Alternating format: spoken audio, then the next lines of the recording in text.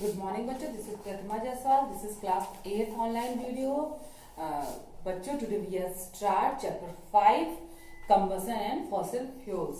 तो हम 4th chapter तक कंप्लीटली पढ़ चुके, आपको एक्सरसाइज दिया जा चुका है। आई होप सबने अपना अपना वर्क पूरा कर लिया होगा।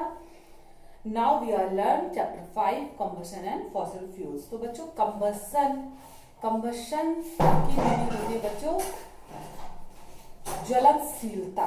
मीन्स किसी भी वस्तु के जो जलने का कैपेसिटी है उसको हम कहते हैं कंबशन। यानी किसी भी वस्तु की जो बर्न होने की कैपेसिटी है वो कहलाएगा कंबशन, या burning capacity of a substance is called combustion.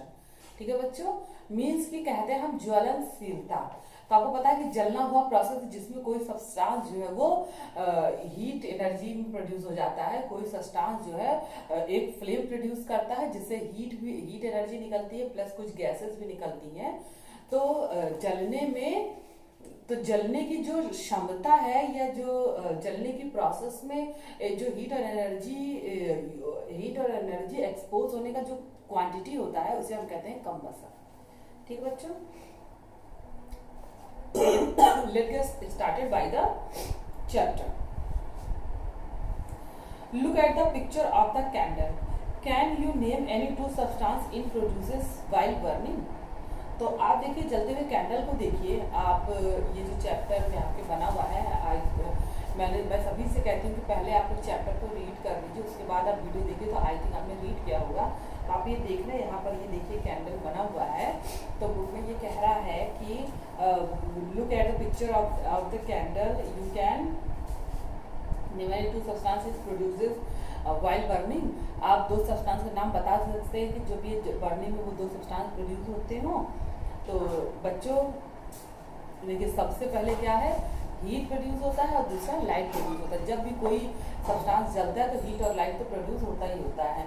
ठीक है बच्चों, अगर किसी भी सब्सटेंस में जलने पर फ्लेम आती है तो उसमें हीट और लाइट जो है वो प्रोड्यूस होता है। तो हम यहाँ पर लिखेंगे हीट और लाइट।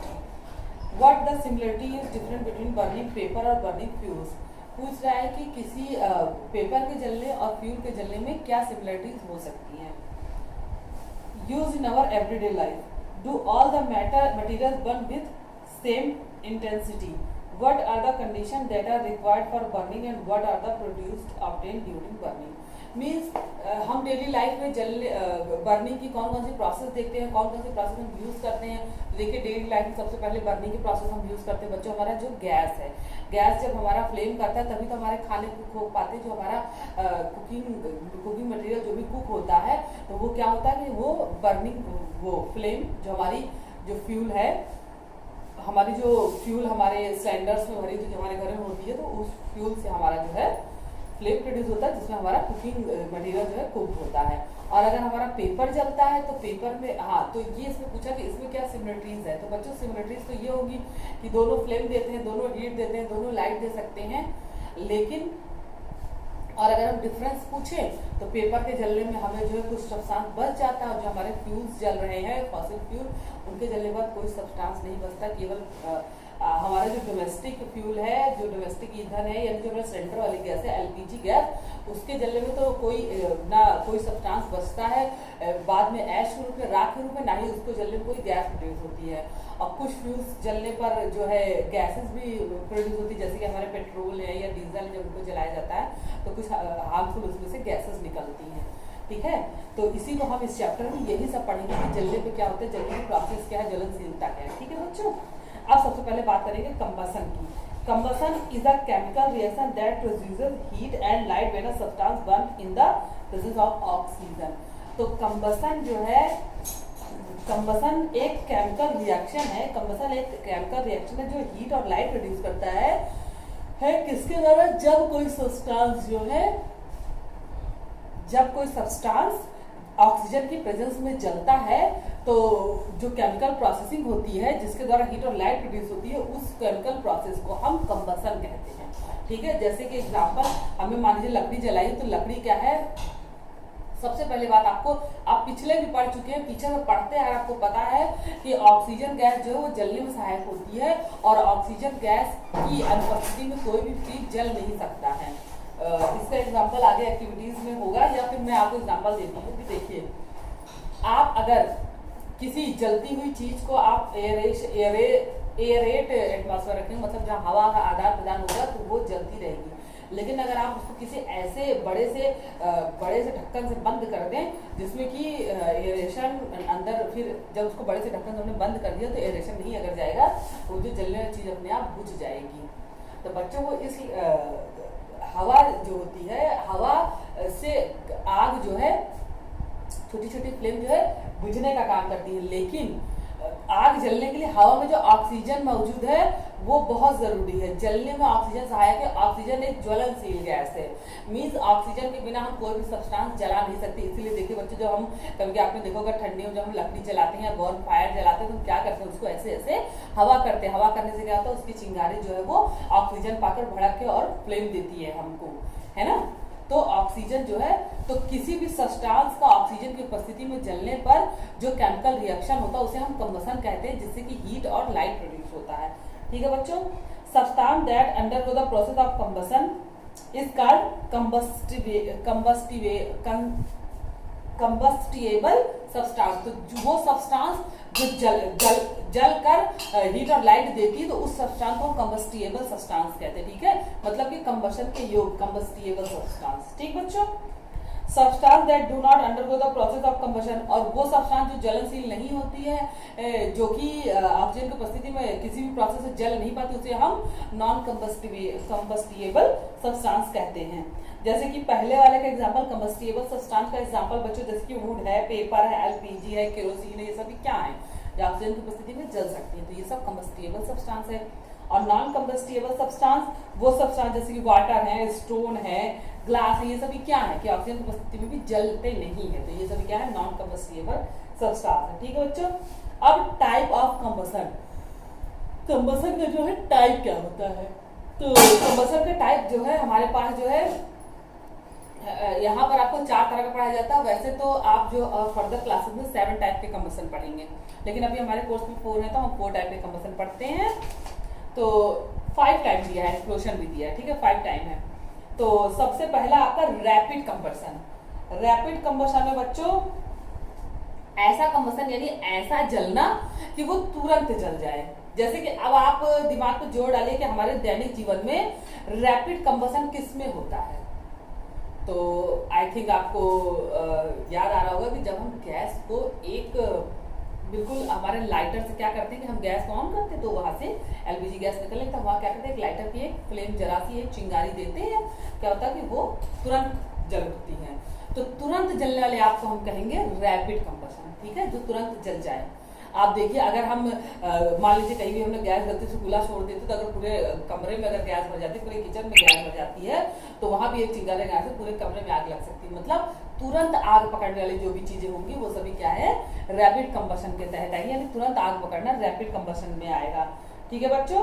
तो इसका देखिए एग्जांपल है burning of paper of peace. अब देखिए कागज का टुकड़ा जरा आग के पास लीजिए, फट से आग पकड़ के तुरंत जलने लगता है। तो ये क्या है, रैपिड कंबसन, या हमारा एलपीजी गैस का जलना रैपिड कंबसन, या केरोसिन का जलना, सीएनजी का जलना, ये सभी क्या है, रैपिड कंबसन है।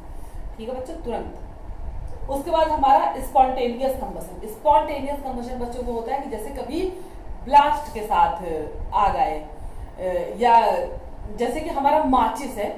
एग्जाम्पल में देखिए क्या दिया है, ये देखिए spontaneous combustion, the type of combustion in which substance burst into flame without the application of heat is known as spontaneous combustion. तो पहला कंबसन जो था बच्चों, the type of combustion is which large amount of heat and light is release in very short span. तो जो तुरंत आग पकड़ ले और ज्यादा आग दे उसे रैपिड कंबसन कहते हैं। और स्पॉन्टेनियस कंबसन में क्या है कि कोई हीट ऑब्जेक्ट की जरूरत हमें नहीं पड़ेगी, उसमें खाली हीट ऑब्जेक्ट की जरूरत नहीं पड़ेगी। The type of combustion is when something burst into flame. इसमें तुरंत ही फ्लेम के साथ और एक विस्फोट के साथ जब आग लगती है तो उसे स्पॉन्टेनियस कंबसन कहते हैं। और जो आग तुरंत प्रोड्यूस होगी तुरंत बुझ भी जाती है। जैसे कि हमारा माचिस है तो फास्फोरस, माचिस के किनारे पर फास्फोरस लगा होता है, तो हम क्या करते हैं जब माचिस की तीली में भी फास्फोरस लगा तो जब हम फास्फोरस ऐसे लगाते हैं तो तुरंत आग लगती है और वो फ्लेम फिर तुरंत बुझ भी जाती है। लेकिन हम जो माचिस की तीली में जो वुड लगा होता है फिर वो वुड फायर कैच कर लेता है, तो उस वजह से वो तीली जलती रहती है। तो इस टाइप का जो कंबसन होता है, इस टाइप की जो आग होती है हम स्पॉन्टेनियस कंबसन कहते हैं, स्पॉन्टेनियस फायर भी कर सकते हैं। ठीक है बच्चों, देखिए ये example burning of phosphorus used in the making of match sticks.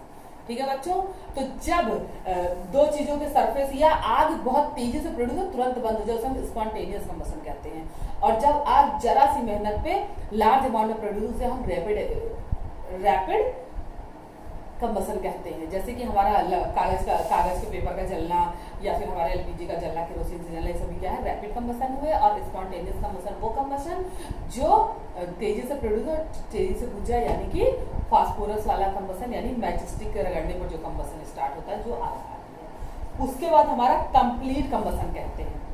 जब कोई सब्सटेंस ऑक्सीजन की उपस्थिति में पूरी तरह जल जाए तो उसे हम कंप्लीट कंबसन कहते हैं। देखिए लिखा भी है, the type of combustion that takes place in sufficient amount of oxygen is known as complete combustion. यानी जब कंप्लीट ऑक्सीजन की उपस्थिति में कोई सब्सटेंस जलता है तो उसे हम कंप्लीट कंबसन कहते हैं। ठीक है, तो और इसमें क्या क्या प्रोड्यूस होता है, that produces obtain during complete combustion of the products obtain during complete combustion are water, carbon dioxide, heat and light. तो जब कंप्लीट कंबसन होता है तो आप देखिए जो सब्सटेंस जलता है उसके किनारे किनारे वाटर, हल्का हल्का वाटर मॉलिक्यूल प्रोड्यूस होता है। ठीक है, और उसके बाद उससे कार्बन डाइऑक्साइड निकलता है। आप देखिए धुआं निकलता है कंप्लीट कंबसन से, वो कार्बन डाइऑक्साइड के धुएं हैं। ठीक है बच्चों, और हीट और लाइट तो प्रोड्यूस होती है। जब कोई चीज जलती है तो उजाला भी रहता है और गर्मी भी मिलती है। तो कंप्लीट कंबसन में क्या होता है, वाटर, कार्बन डाइऑक्साइड, हीट और लाइट प्रोड्यूस होता है। जैसे कि हमने लकड़ी जलाया है तो उसमें क्या वो कंप्लीट ऑक्सीजन की उपस्थिति में पूरी तरह जल जाए तो वो कंप्लीट कंबसन है। ठीक बच्चों, और इनकम्प्लीट कंबसन जो चौथा टाइप हमारा इनकम्प्लीट कंबसन, 4 टाइप्स है incomplete combustion.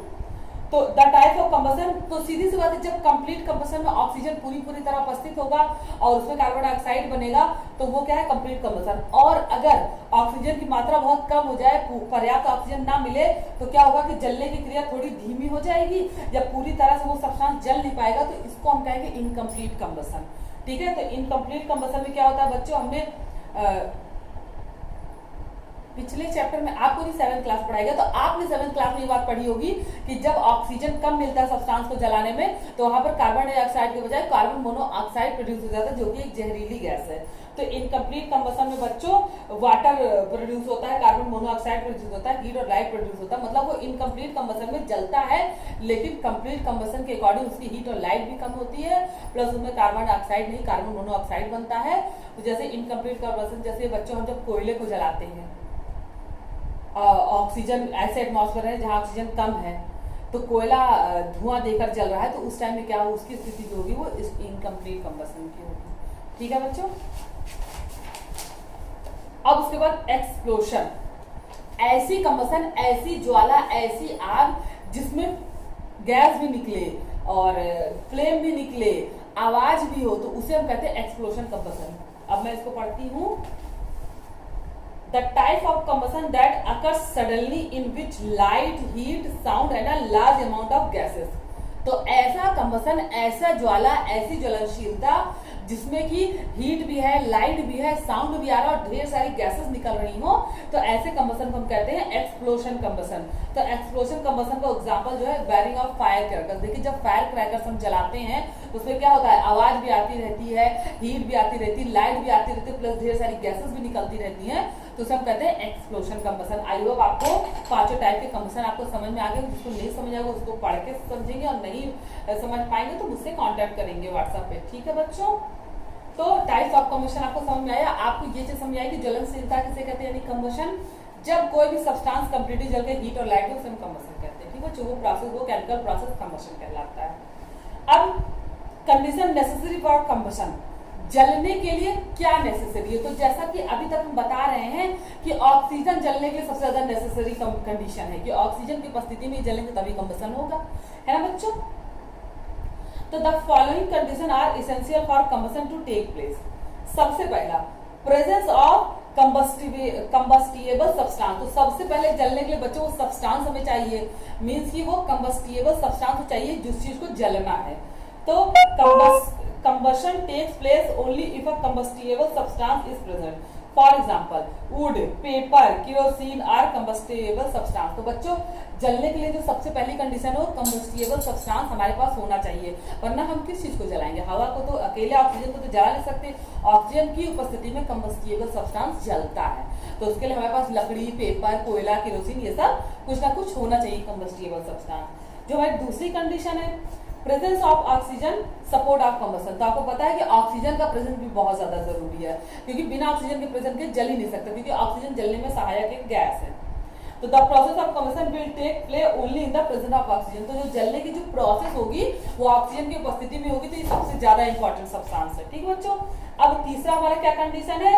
Reaching ignition temperature. तो हमें क्या करना है? किसी भी चीज को जलाने के लिए पहले उसको इग्निशन टेम्परेचर की यहाँ बात की गई है। बच्चों इग्निशन टेम्परेचर क्या होता है मैं आपको बताती हूँ। जब कोई वस्तु, कोई सब्सटेंस फ्लेम देने के लिए तैयार हो तो उस टाइम उसका एक टेम्परेचर होगा, उस टेम्परेचर को हम इग्निशन टेम्परेचर या प्रारंभिक टेम्परेचर कहते हैं। आप इसे ऐसे समझ सकते हैं कि मान लीजिए कोई लकड़ी है, वो अगर रूम टेम्परेचर पर रखी है तो वो जलेगी नहीं, है ना? तो हम उसको क्या करेंगे? हीट देंगे। अगर हम उस लकड़ी को हीट देंगे तो वो तुरंत नहीं जलेगी। उसको अगर हम किसी फ्लेम के पास ले जाएंगे तो वो क्या करेगी? हीट ऑब्जर्व करेगी और अपना टेम्परेचर बढ़ाएगी। तो टेम्परेचर एक अमाउंट तक पहुंचेगा, उसके बाद उसमें आग पकड़ेगी और वो फ्लेम देने लगेगी। तो वही टेम्परेचर जो फ्लेम देने तक जो टेम्परेचर सब्सटेंस ऑब्टेन करता है उसे हम इग्निशन टेम्परेचर कहते हैं, यानी प्रारंभिक टेम्परेचर कहते हैं। ठीक बच्चों, combustible substance must reach a specific temperature before they start burning. जैसे कि मैंने आपको बताया कि कंबस्टिबल सब्सटेंस जो है जलने से पहले एक टेम्परेचर तक पहुंचती है, उसे हम इग्निशन टेम्परेचर कहते हैं। The lowest of minimum temperature at which the combustible substance start burning in the present is air is called ignition temperature. तो आपको पता है जलने से पहले, फ्लेम में बदलने से पहले जो टेम्परेचर कंबस्टिबल सब्सटेंस ऑब्टेन करता है उसे हम इग्निशन टेम्परेचर कहते हैं। तो वो भी बहुत ज्यादा जरूरी है। अगर हम कोई सब्सटेंस लिए हैं और उसको हम हीट कर रहे हैं लेकिन उस टेम्परेचर पर नहीं पहुंच रहा तो वो जलेगा नहीं। अब ऐसा कैसे हो सकता है बच्चों? मान लीजिए हमारे पास लकड़ियां हैं, अब लकड़ी सूखी होंगी, वो जल्दी जल जाएंगी। लेकिन अगर मान लो गीली लकड़ियां हैं तो गीली लकड़ियों को हम हीट देंगे तो वो क्या होगा? उस टेम्परेचर तक पहुंचने में उसको बहुत टाइम लगेगा, या कभी कभी टेम्परेचर तक पहुंचती ही नहीं तो लकड़ियां जलती ही नहीं है और वो इनकम्प्लीट कंबसन हो जाता है। ठीक है बच्चों, तो ये तीन जो है बहुत ज्यादा जरूरी है। सबसे पहले तो कंबस्टिबल सब्सटेंस बहुत जरूरी है, वो तो होना ही चाहिए जिसको जलना है। फिर उसके बाद ऑक्सीजन की बहुत ज्यादा जरूरत है, और उसके बाद जो तीसरा हमारा कंबसन है, तीसरा हमारा जो कंडीशन है वो है इग्निशन टेम्परेचर आना, कंबस्टिबल सब्सटेंस में इग्निशन टेम्परेचर आना। ठीक है बच्चों, तो the substance that have a very low ignition temperature and catch fire easily are known as inflammable substance. Example are alcohol, kerosene, LPG, lead and fiber, petrol. तो बच्चों वो substance जिनका जो है इग्निशन टेम्परेचर वेरी लो होता है, जैसे कि हमारा एल्कोहल है, केरोसिन है, हमारा लाइलॉन है, तो ये सभी क्या है? तुरंत आग पकड़ लेते हैं। तो इनका क्या इग्निशन टेम्परेचर बहुत लो होता है, तो उन्हें हम क्या कहते हैं? Inflammable substance. उन्हें हम इनफ्लेमेबल सब्सटेंस कहते हैं। तो वो बहुत ही जल्दी आग पकड़ने वाले सब्सटेंस को हम इनफ्लेमेबल सब्सटेंस कहते हैं। ठीक है बच्चों, अब एक्सटिंग्विशर फायर। तो जब आपने फायर से सुरक्षा वाला चैप्टर पढ़ा होगा प्रीवियस क्लास में या इसी क्लास में या कहीं भी, तो उसमें आपने ये जरूर पढ़ा होगा कि हम आग को बुझाने के लिए फायर एक्सटिंग्विशर का प्रयोग करते हैं ना। तो बच्चों आग तो हम पानी से भी बुझा सकते हैं, हम फायरमैन बुलाते हैं। जब कभी बहुत ज्यादा आग लग जाती है तो फायरमैन बुलाते हैं, तो वो क्या करते हैं? उनका वो जो टैंक लेकर आते हैं उसमें फायर भी होता है और अलग एक उनके पास गैसेस भी होती हैं। तो वो क्या करते हैं? कभी पानी का यूज करते हैं, कभी गैसेस का यूज करते हैं। तो ऐसा क्यों करते हैं मैं आपको बताती हूँ कि कभी कभी क्या होता है कि कुछ आग ऐसी लगती है जिसमें हम पानी डालने से वो गीली हो जाए और आग बुझ जाए। जैसे कि लकड़ी में आग लगी हो, कपड़ों में आग लगी हो, प्लास्टिक में आग लगी, तो हम पानी डाल सकते हैं। लेकिन कभी कभी क्या होता है कि कहीं आग पेट्रोल से लगी है, केरोसिन से लगी है, तो उस टाइम क्या होता है? अगर हम पानी डालेंगे तो आग बुझने की बजाय और ज्यादा ब्लास्ट होगा। उसका हम रीजन बताते हैं।